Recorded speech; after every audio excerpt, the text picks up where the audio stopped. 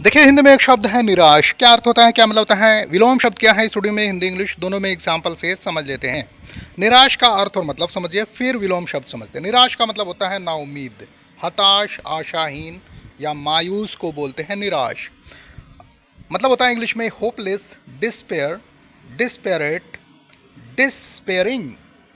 Opposite होगा पुर उम्मीद, आशावान, आस, आशावादी, आत्मविश्वासी। इंग्लिश में बोलते हैं hopeful, hope, cheerful, optimistic, confident.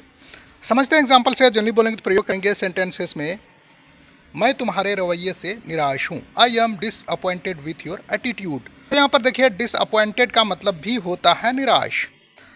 Opposite है, तुमने मेरी आस को तोड़ा है, you have broken my hope.